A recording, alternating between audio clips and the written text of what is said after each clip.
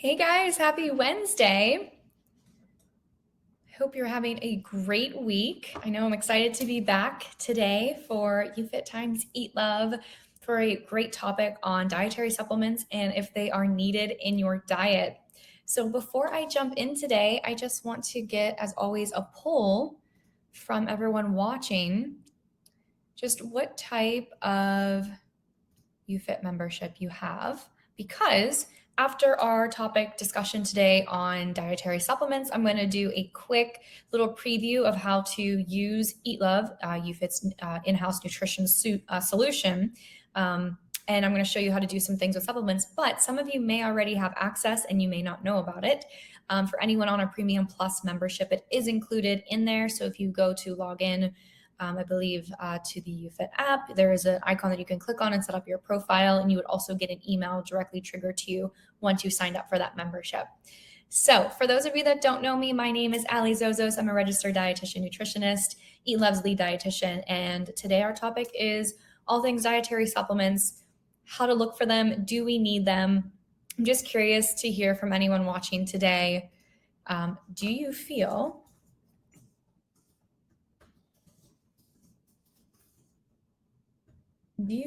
like you need dietary supplements to be healthy?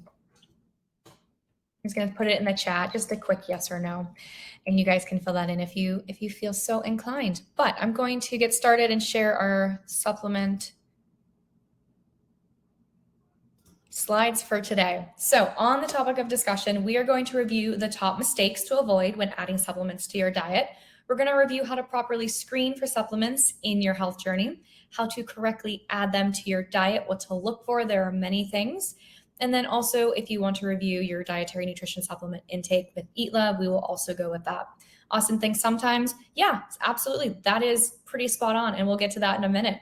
So let's talk about top mistakes when supplementing. First and foremost, it's forgetting to talk to your doctor first. I know these disclaimers on the TV and commercials that are like always consult with your doctor. They are not there just for fluff. Like, they are there for a specific reason, because you want to get that expertise, that education, that medical outlook on, is this supplement going to make a difference in your health journey? I encourage all of you, if you are taking supplements that you haven't had approval by your doctor or your dietitian, I encourage you all to get that after our call sometime between this week and next week, just so you know that you're on the right path and supporting your health journey. Another mistake when it comes to choosing supplements is using them to fix a poor diet. You will always hear a dietitian say food first, supplement second, and supplements are not going to be the end-all answer. There was a very empowering picture that I had seen in the past where someone had a fork and knife and they were cutting what it looked like to be a supplement on a plate where you would usually eat your food. Your food that you fill up with a volume, with nutrients, nutrient density, is going to outweigh supplements at any time. So before you can fix anything in your lifestyle journey, look at your diet first and supplement second, supplement after. But if you're like, well, I don't get enough of this nutrient in my diet, I'm going to take a supplement. Ask yourself, why aren't you getting enough nutrients of this particular nutrient in your diet? What is difficult? Is it an allergy? That's a big one. Is it just a preference? You just don't like fish is a big one. I hear that from time to time. I'm just not a fish person, so it's really hard for me to get omega-3s into my diet. Maybe you want to take a supplement, but you want to understand what the root cause of the diet is before you go to the easier solution. It is usually known as the easier solution. Is it the right solution? Not necessarily, because it's not going to fix the underlying problem. You want to start with the underlying problem first. And if you're not getting enough fruit and vegetables into your diet, you don't want to go towards a supplement that's going to fix that. You want to figure out why fruit and vegetables aren't absorbed, aren't in your diet and in enough frequency at the moment. Not looking for a verification mark is another one. So these top two is what I would recommend. I put the NSF certified sport first, only because it is the gold standard. And I actually have a paper that I want to read through just the process of a supplement and what it goes through to get to your hands after it's been put on the market.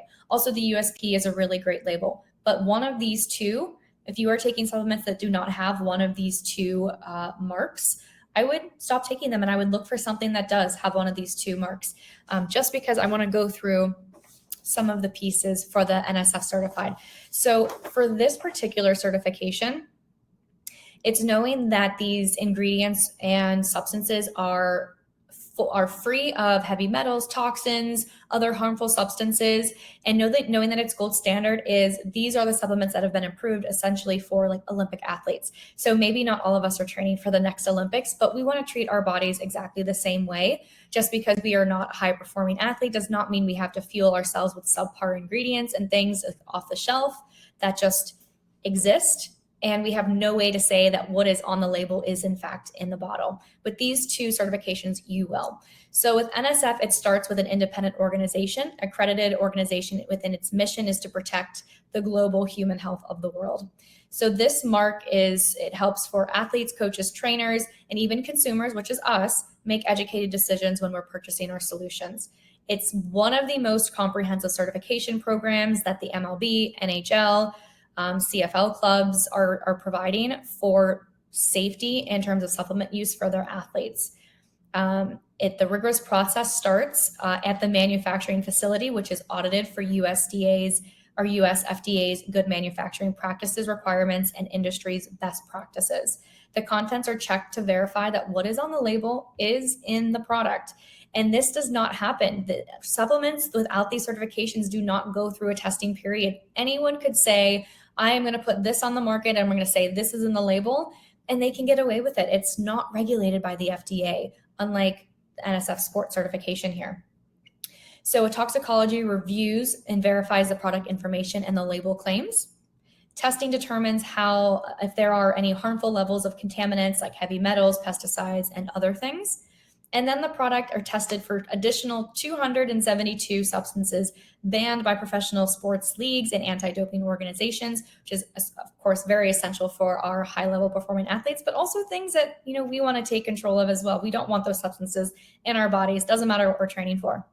And then we have to make sure that the products continue to comply with the audits. So it's tested frequently. It's repeated often. And then these certified products are displayed for Certified for Sport. They're marketed on the nsfsport.com website. So if you have any questions of what's available, you can actually download the app. You can search for products if you're looking for a protein powder that's been NSF certified. If you're looking for vitamin D that's been NSF certified, you can find all of those products in their catalog, and also look for that label when you're purchasing things online. And it's going to put you in a really good position for knowing that you're not taking these supplements just to take them. You're taking them with a purpose. And that purpose is to take your journey to the next level, your health and wellness needs.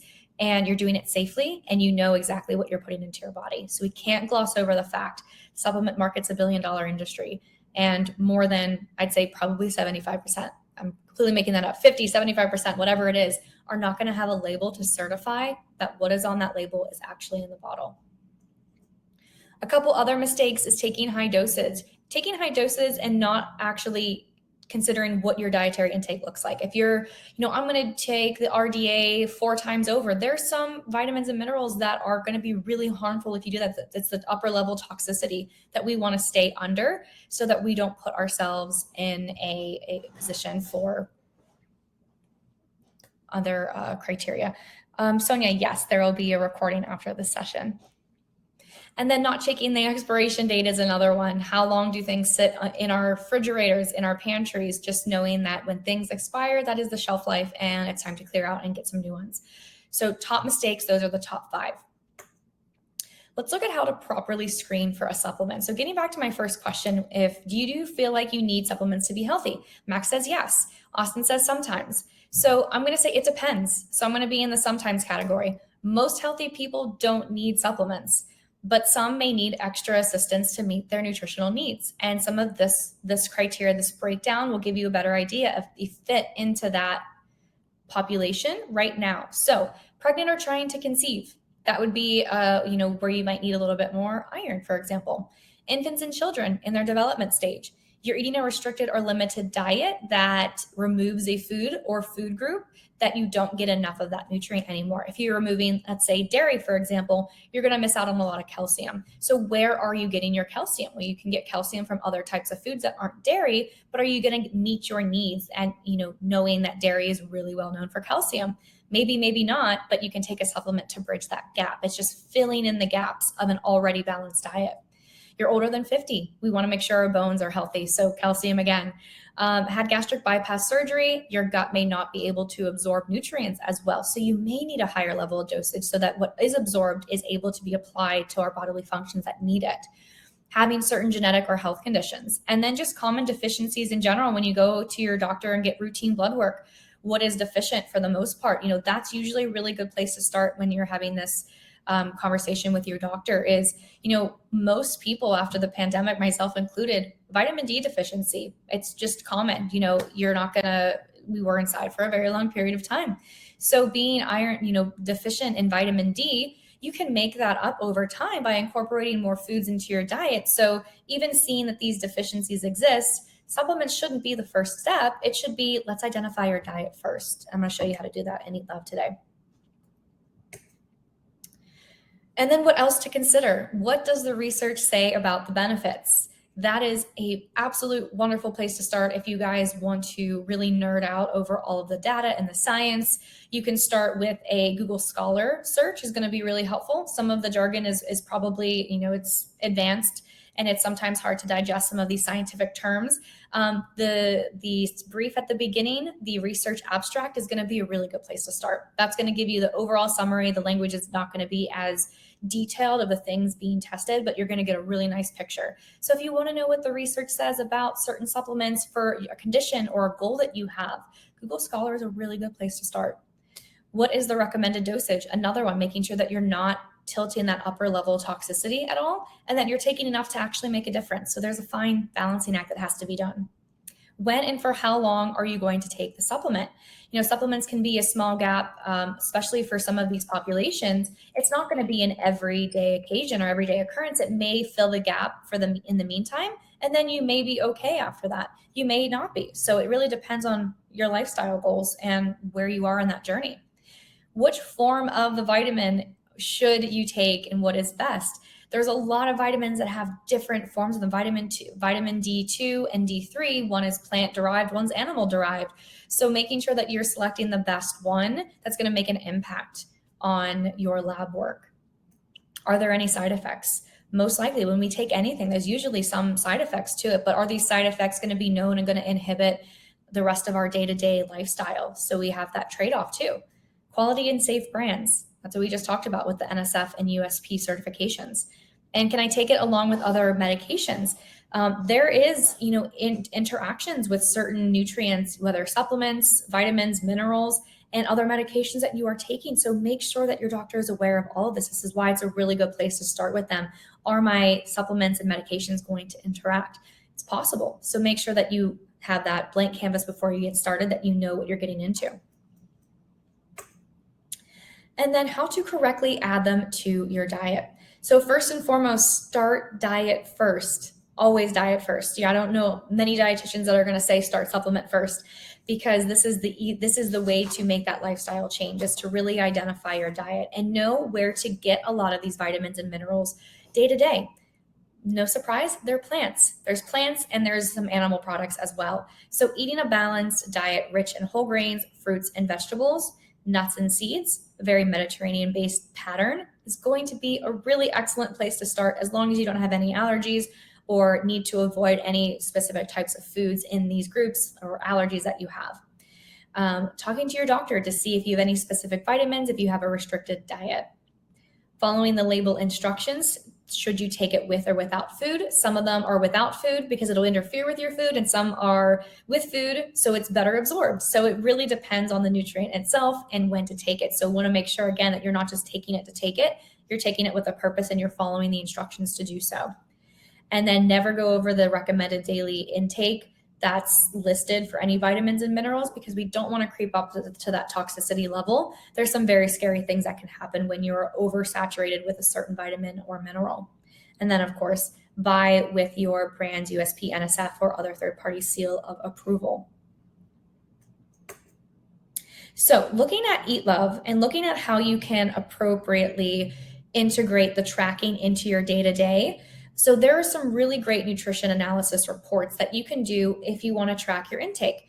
So I'm going to share my screen in a second after I kind of point out some of the key pieces here. I just want to pause here to see if we had any questions so far.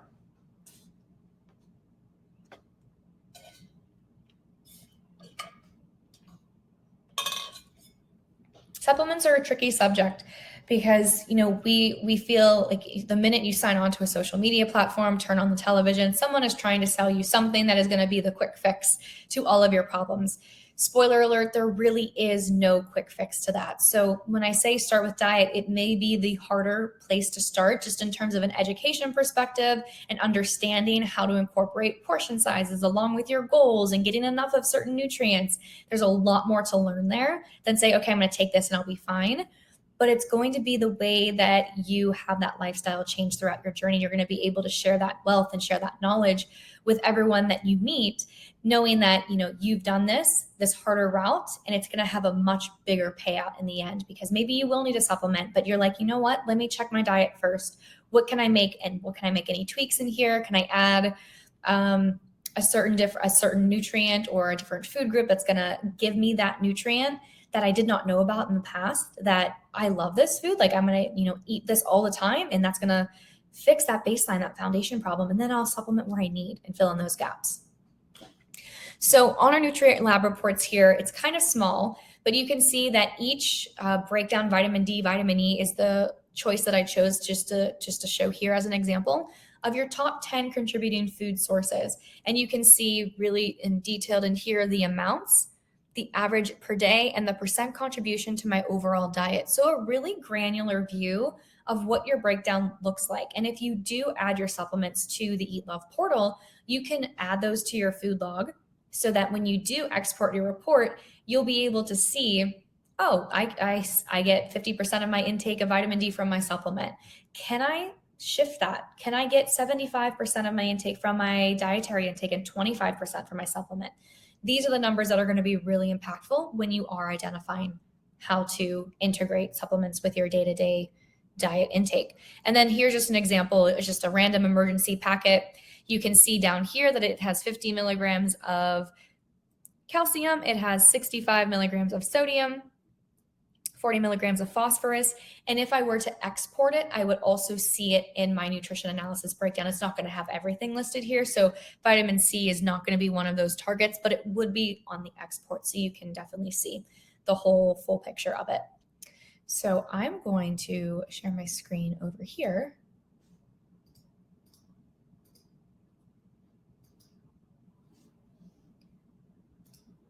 And then when you log into EatLove, you see just a Spotify playlist of meals. Looks very much like Spotify. And you can track your food. You can log your food with the daily intake. And whether that food is your actual intake or whether it is something that you're searching for or a supplement that you've added, you can add it in here and it's going to show you that breakdown. So I could add my blackberries and I can log that to my food. From there, actually one quick thing.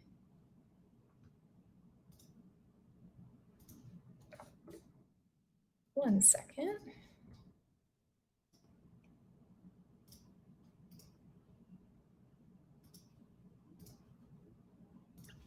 All right.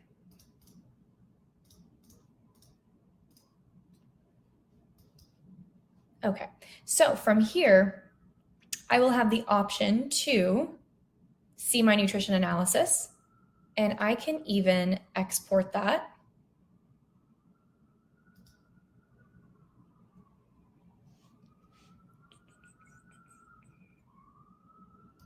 There it is. That's what I was looking for. You will have this export nutrition analysis button directly in your food log where you can say up to a month's worth of intake, how much you want to export. And you can do that and you'll get that full report of what I just shared of every single nutrient that you have, whether it's coming from your dietary intake or a supplement intake, as long as it's logged appropriately, that you've logged your 500 IUs of vitamin D and you had your 3 ounces of salmon, you'll be able to see that breakdown in the percent contribution to your overall diet when it comes to your full nutrition breakdown. So if you don't know where to start and you're waiting for your doctor to get back to you after you want to float an idea around taking a certain supplement, track your food in EatLove. If you have EatLove access, definitely highly encourage you to do so because it's a really eye-opening experience. I track my food a couple times a year just to see where I'm falling on things. And it always is a really educational activity where I'm like, wow, I was really hungry after lunch today, and I see that I did not meet my protein needs for breakfast and my snack through lunch. And that's why I was tired and my energy crashed.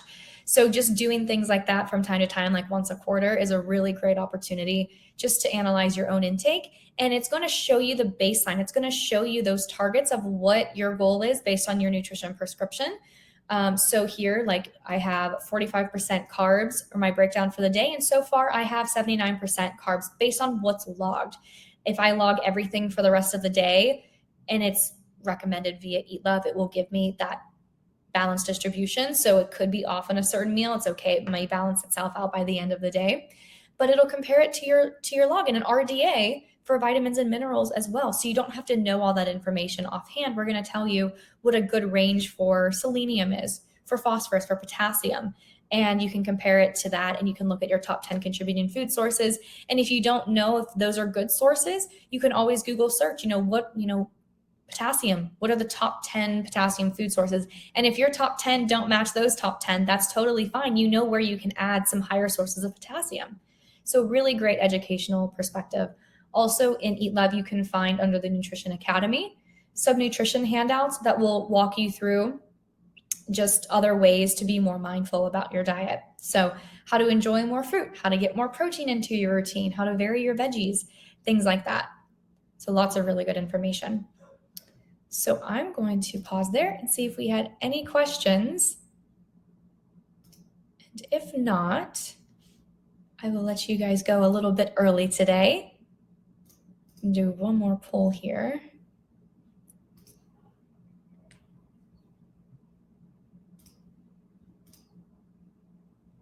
And did you know YouFit has an in-house nutrition program with EatLove?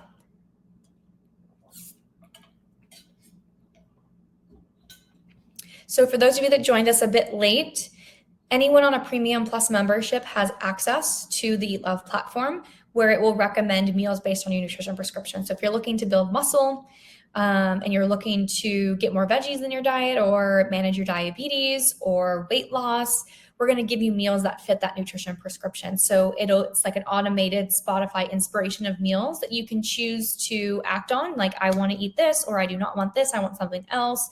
We have 75 of the most popular restaurant chains that'll be loaded in your area based on geolocation.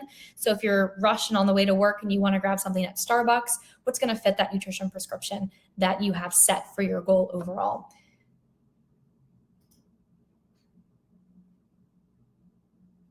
Awesome. Well, I will let you all go for today. Thank you so much for being a wonderful, wonderful audience. And I will talk to you all soon. Have a good one.